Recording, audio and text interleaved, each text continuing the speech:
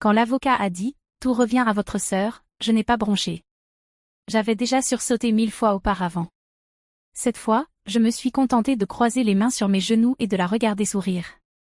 Sloan, ma sœur aînée de 3 ans, était assise 2 sièges plus loin, dans une robe fourreau noire qui coûtait plus cher que mon prêt immobilier.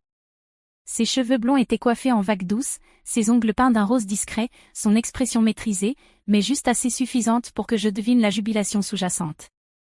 Nous étions installés dans une salle de conférence aux boiseries sombres, au 28e étage du cabinet Danton et Ward, l'étude de succession de longue date de la famille. Ça sentait le cuir et les vieilles décisions. Maître Alperne, l'avocat, s'éclaircit délicatement la gorge avant de continuer la lecture du testament de mon père. Les propriétés de Banbridge, Westport et Aspen, ainsi que toutes les participations dans Kinstra Holdings, y compris les actifs détenus dans le trust exécutif, sont transférés en totalité à Sloan Quinn Rivers. Il leva les yeux, peut-être pour voir si j'allais réagir. Je ne dis rien. Sloan, elle, parla. C'est généreux, dit-elle doucement, plus pour elle-même que pour quiconque. J'observais son visage. Pas par jalousie. J'avais cessé d'attendre la moindre équité de la part de notre père depuis des années. Richard Quinn croyait en la notion d'héritage, et pour lui, Sloan était la pierre polie qu'il avait taillée pour le porter. Mariée à un promoteur immobilier. Mère de 2 enfants. Diplômée de l'Ivy League. Présidente du conseil d'administration de la Fondation Quinn. Le genre de fille qui figurait dans les annonces des journaux. Moi, en revanche, j'avais toujours été l'écharde dans son système. Biologiste marine. Divorcée.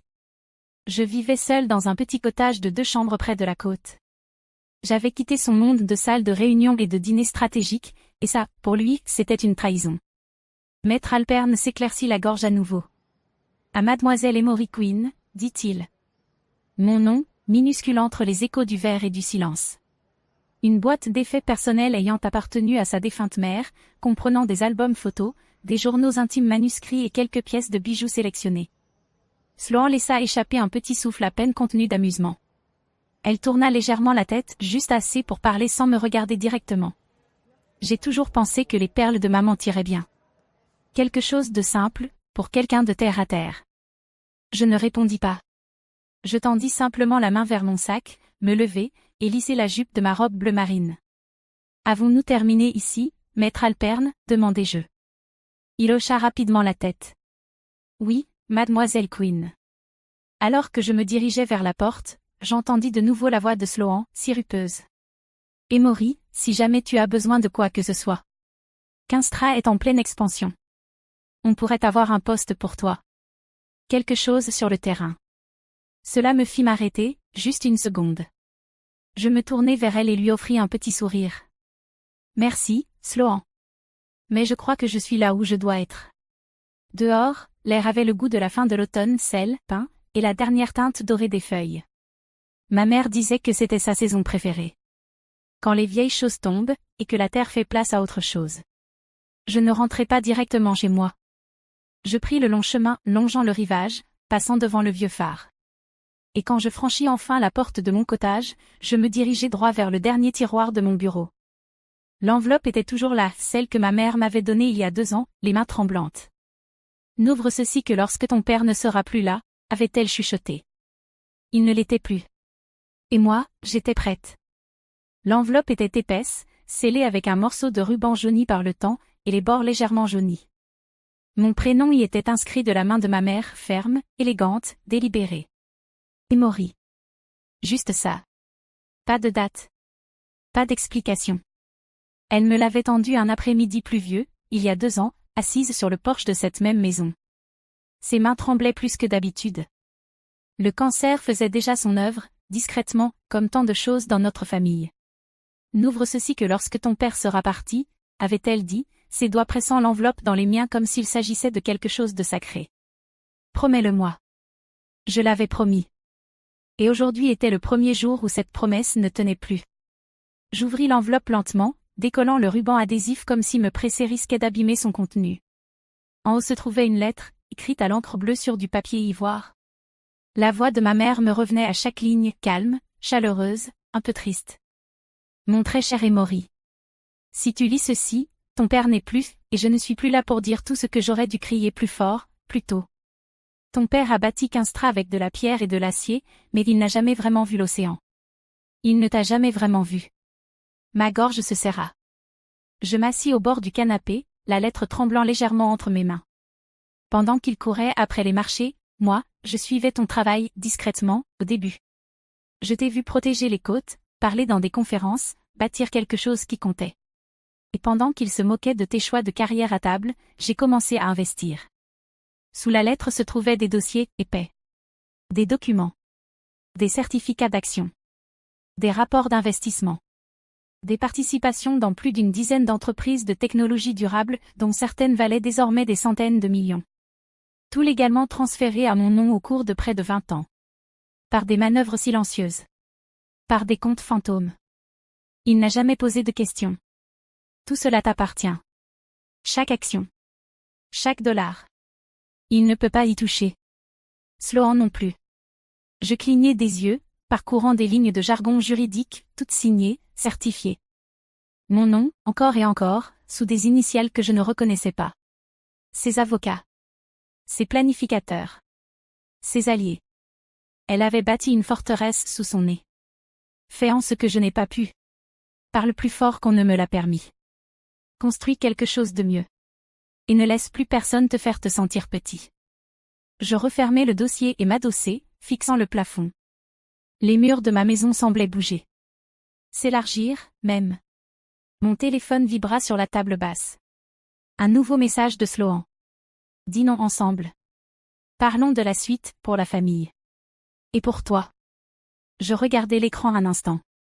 Puis répondis lentement. Passe demain matin. J'ai quelque chose à te montrer. Je ne dormis pas beaucoup cette nuit-là. Je restais éveillé, lisant. Calculant. Me souvenant. Pas seulement de ce que mon père m'avait pris. Mais de ce que ma mère m'avait silencieusement donné, tout ce temps. Et je me demandais. Que ferait Sloan quand elle le verrait? Sloan arriva à 10 heures pile. Précise, comme toujours. Je l'observais depuis la fenêtre alors qu'elle sortait d'une Mercedes argentée, ses talons claquant sur l'allée de pierre. Son manteau noir était parfaitement ajusté à la taille. Elle s'arrêta brièvement devant le portail du jardin, son regard balayant le cottage modeste comme s'il l'offensait. Elle frappa une fois. J'ouvris avant qu'elle ne frappe à nouveau. Emory, dit-elle, avec cette chaleur étudiée dans la voix. Tu as l'air reposé. Je hochai la tête. Entre. Elle passa devant moi, son parfum flottant derrière elle, un mélange familier de retenues coûteuses. À l'intérieur, elle jeta un coup d'œil aux meubles, aux étagères, au parquet non ciré. Je vis ses yeux se poser sur les vieilles photos de la cheminée. Elle ne dit rien, mais sa bouche se serra presque imperceptiblement. Je la conduisis à la salle à manger, où les documents étaient soigneusement étalés sur la table. J'avais passé la matinée à les organiser, par date, par participation, par région. Les talons de Sloan s'immobilisèrent sur le seuil. « Qu'est-ce que c'est que tout ça ?» demanda-t-elle, méfiante. « Quelque chose que maman voulait que tu vois. » Elle s'approcha lentement. Sa main manucurée plana au-dessus du premier dossier, puis le toucha légèrement. Je la regardai parcourir le titre, puis les chiffres. Ses yeux se plissèrent. « Ce sont des investissements, » dit-elle, tournant une page, puis une autre. « Des technologies renouvelables ? La conservation des océans ? Qu'est-ce que c'est, Emory ? Mon héritage. » Elle releva brusquement la tête. « Pardon ? » Je ne répétais pas. Je reculai simplement et la laissai continuer à lire. En quelques minutes, sa posture changea. Elle arrêta de feuilleter et se mit à lire vraiment. Ses yeux sautaient de chiffre en chiffre, de page en page. Ses doigts tremblaient, légèrement, mais assez pour que je le remarque. Sa bouche s'ouvrit. Se referma. S'ouvrit à nouveau. « Ça ne peut pas être réel, » murmura-t-elle. Maman elle n'était qu'une femme au foyer.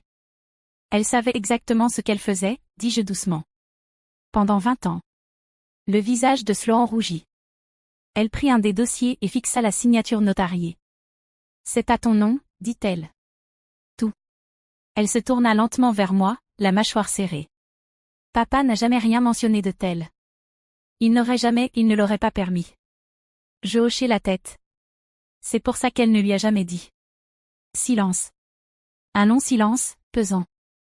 Quand elle reprit finalement la parole, sa voix avait perdu son vernis. Alors, et maintenant, demanda-t-elle. Tu veux prendre ta place? Devenir celle qui porte le nom de la famille maintenant? Je secouai la tête. Je ne veux pas de ta place, Sloan. Je veux ma propre table. Elle me dévisagea, les yeux écarquillés. Pas en colère. Pas effrayée. Juste désorientée, comme si elle avait marché dans une pièce dont les murs avaient discrètement bougé pendant la nuit. Dès le lendemain midi, les secousses commencèrent. Un titre clignota sur l'écran de mon téléphone alors que je buvais mon café sur la terrasse. L'empire caché des technologies durables liées à la veuve de Richard Quinn secoue le monde de l'investissement. Je n'avais pas parlé à la presse. Je n'avais rien posté. Mais l'argent sait toujours où regarder. Et quand il bouge, les gens suivent. Astérisque dès l'après-midi, Kynstra Holdings avait chuté de près de 17%. Astérisque. Pas à cause d'un scandale. Mais à cause du doute. Doute sur sa direction. Doute sur sa vision. Doute sur Sloan. L'appel commença tôt le lendemain matin. Sarah Ray, l'avocate de ma mère, fut la première à appeler, calme, précise. Ta mère avait anticipé ça, dit-elle. Nous sommes prêts. Je ne lui demandais pas comment elle savait à quel, ça, je faisais allusion. La fuite? La chute? Le retournement médiatique? Il y avait trop d'options. Elle avait deviné. Sarah poursuivit. Une fois ton père disparu et le conseil d'administration informé de l'ampleur des investissements de Margot, il paniquerait. Elle nous a laissé les moyens de répondre juridiquement et financièrement.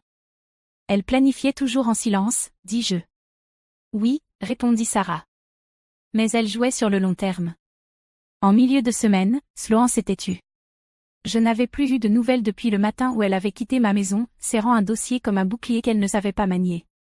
À la place, je reçus un message de mon cousin Jake, quelqu'un que je n'avais pas vu depuis un Thanksgiving 5 ans plus tôt. Salut Emory, félicitations, je suppose. Si jamais tu as besoin d'aide pour gérer ce portefeuille, parlons-en. Puis un autre, de mon oncle Bennett. C'est injuste, tu sais. Papa a bâti Kynstra pour la famille, pas pour que maman le sabote depuis sa tombe. Oncle Bennett, toujours loyal à Richard. Toujours sceptique envers l'idéalisme environnemental. Je ne répondis à aucun des deux. À la place, j'ouvris un nouvel onglet sur mon ordinateur et affichai une demande de subvention de Pacific Blue Lab, une association que ma mère avait soutenue anonymement pendant des années. Ils développaient un filet biodégradable pour collecter les microplastiques sans nuire aux écosystèmes de plancton. Je parcourus leur dernier rapport de terrain. Leur manque de financement. Leur projection. Et je pensais. Voilà à quoi devrait ressembler un héritage. Silencieux. Tangible. Décomplexément utile.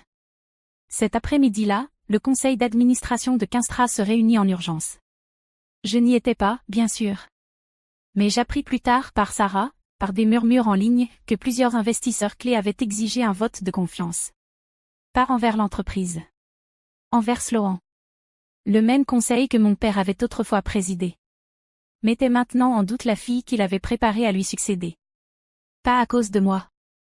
Pas par vengeance. Parce qu'ils avaient enfin vu quelque chose de mieux. Et réalisé que ça avait toujours été là. Dans l'ombre de l'empire qu'ils croyaient éternel. La première vraie fissure ne vint pas du marché. Elle vint de sa fille. Je l'appris par une ancienne assistante de Kynstra qui m'avait discrètement glissé un message. Quelqu'un dont je me souvenais à peine, croisé sur des cartes de Noël. Ils disent qu'elle a quitté la réunion du conseil plus tôt, disait le message. Mera lui a demandé pourquoi les gens en ligne la traitaient d'imposteur. Mera avait 9 ans. Brillante. Sensible. Le genre d'enfant qui écoute quand on croit qu'elle ne fait pas attention. Sloan ne répondit pas à mes appels. Pas que j'ai beaucoup insisté, une ou deux fois, peut-être. Aucune réponse. Aucun message. Mais quelques jours plus tard, un colis arriva chez moi. Sans marque. Enveloppé dans du papier craft simple. À l'intérieur, un dossier marqué confidentiel. Et une note. Si tu veux vraiment nettoyer l'océan, tu devrais voir ce que Kynstra y déverse depuis des années. Pas de signature. Juste une piste. Elle menait à des rapports internes. Des années de négligence environnementale, dissimulées dans un jargon trimestriel. Du lobbying offshore. Des conformités en trompe-l'œil. Et le nom de Sloan sur la moitié des mémos. Pas comme auteur. Comme destinataire. Elle avait su. Pas tout, peut-être. Mais assez. Cette nuit-là, je m'assis à ma table de cuisine, les documents étalés à côté de mon ordinateur. La lumière était tamisée. Le silence, constant. Dehors, le vent faisait trembler les vitres. Et j'imaginais ma mère dans cette même chaise, épluchant des codes juridiques, cherchant comment protéger ce que personne ne jugeait digne de défense. Mon téléphone vibra. Sloan. Un texto, bref. J'ai tout foutu en l'air. Tout. Puis, une minute plus tard. On peut parler? Je fixai l'écran. Pas par colère, juste par prudence. Quelle version de ma sœur franchirait ma porte cette fois? La dirigeante? La fille modèle? La petite fille qui avait un jour volé ma boîte à goûter pour la jeter dans le lac derrière notre maison d'été? Ou quelqu'un d'autre? Quelqu'un entre les deux. Le lendemain matin, elle était là à nouveau. Même voiture. Pas de talons cette fois.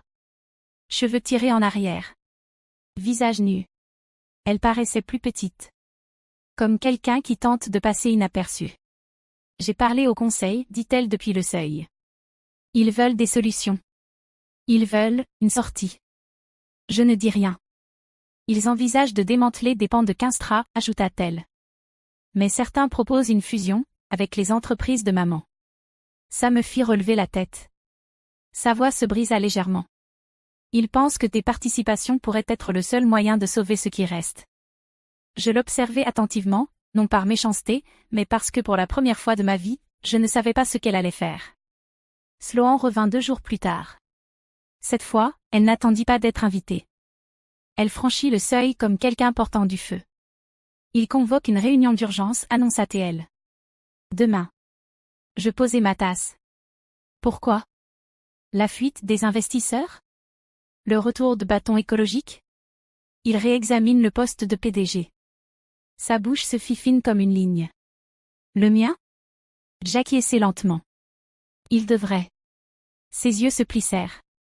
Tu trouves ça juste? Non, dis-je doucement. C'est tardif. Elle laissa tomber une épaisse liasse d'emails imprimés sur la table. Je n'avais pas besoin de les lire, les logos en en-tête suffisaient, Blackbridge Capital. Norwind. Carry Equity. Tous des investisseurs majeurs. Tous en train de se retirer. Ils ont peur, dit-elle. Ils devraient, répondis-je. Tu leur as envoyé des rapports d'impact. Sur Kynstra. Sur papa. Je n'ai pas écrit ces rapports, dis-je calmement. Je me suis juste assuré que les bonnes personnes les lisent. La mâchoire de Sloan se contracta. Tu es en train de démonter tout ce qu'il a bâti. Non, dis-je. C'est lui qui l'a démonté en ignorant l'avenir.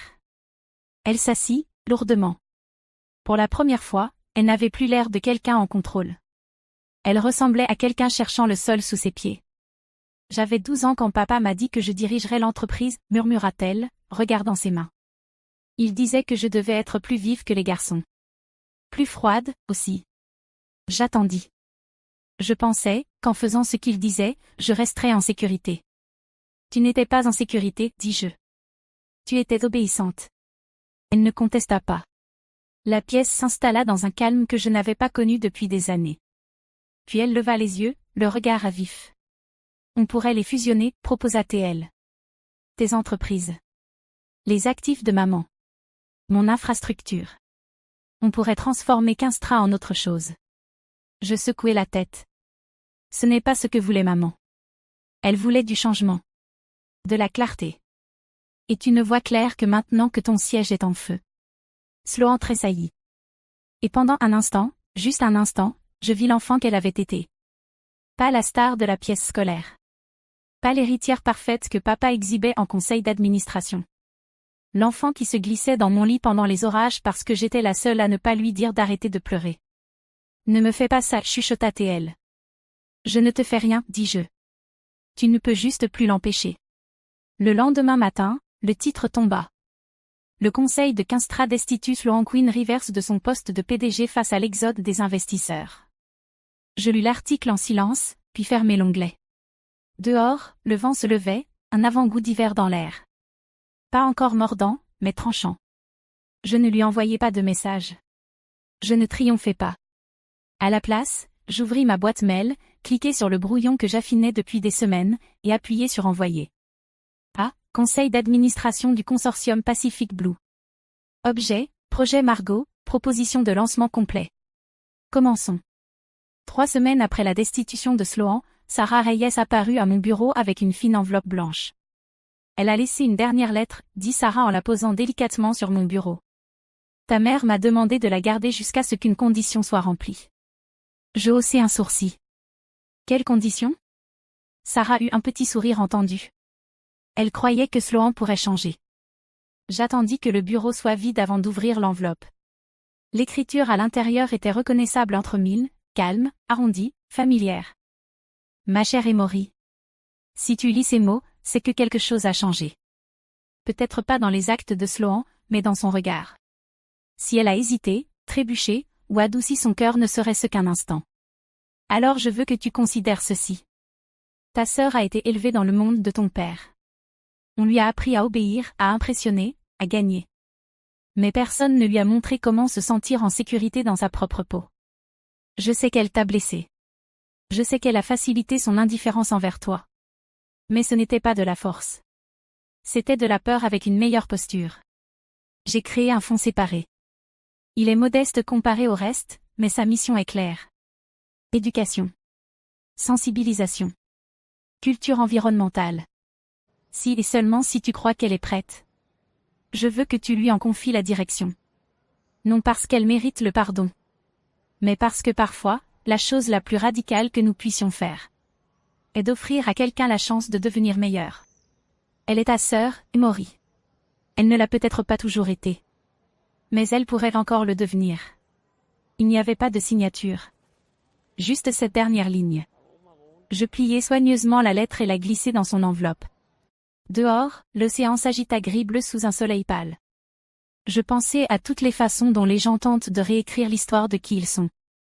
Et combien de fois ils attendent que quelqu'un d'autre commence la phrase à leur place. Ce soir-là, j'envoyai un message. Dîner. Jeudi soir. Juste nous deux. N'apporte rien. Ni promesse, ni offre. Juste la porte. Entr'ouverte. À peine. Mais ouverte malgré tout. Le jour qui aurait dû être le 70e anniversaire de notre mère, nous plantâmes un arbre dans le jardin qu'elle chérissait. L'idée venait de Sloan. Elle arriva avec un petit magnolia, ses racines enveloppées dans de la toile de jute, et une paire de gants de jardinage que j'ignorais qu'elle possédait. Nous ne parlâmes pas beaucoup. Nous creusâmes simplement. Installâmes les racines. Tassâmes la terre. L'air sentait le sol humide et le sel comme quelque chose d'honnête. Après, nous nous assîmes sur les marches de derrière, regardant la brise jouer dans les feuilles. Sloan sirotait son thé. Ses mains étaient sales, et cela ne semblait pas la déranger. Elle nous parlait d'écosystème, murmura-t-elle. Elle a essayé de m'expliquer l'équilibre, un jour. Je n'avais pas compris. Je voulais juste rentrer. Je souris. Mais ne dis rien. Le silence n'était pas gênant. Il semblait mérité. Dans les mois qui suivirent, Sloan se plongea dans le fonds éducatif. Elle rencontra des enseignants, des scientifiques, des leaders communautaires. Elle écouta.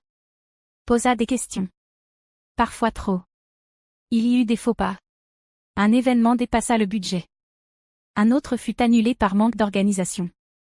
Mais elle continua de se montrer. Un après-midi, je visitais une classe où elle enseignait aux enfants les déchets marins. Ses manches étaient retroussées. Ses chaussures, enlevées. Elle rit d'une question à laquelle elle ne sut pas répondre. C'était étrange de la voir ainsi. Et étrangement familier. De retour dans mon bureau, j'accrochai une nouvelle photo à côté de celle de maman dans son jardin. On y voyait Sloan agenouillé parmi des élèves de CE2, montrant une carte du Pacifique. Ses yeux brillaient. Pas ceux d'une PDG. Ni d'une héritière. Juste ceux d'une femme. Qui recommençait. Mon téléphone vibra. Un message d'elle. Les enfants veulent construire leur propre modèle de nettoyage. Tu es partante? Je fixai l'écran un long moment. Puis répondis. Compte sur moi. Parce qu'au final, il ne s'agissait pas de savoir qui obtenait quoi. Mais de savoir qui avait appris à planter quelque chose qui pouvait grandir.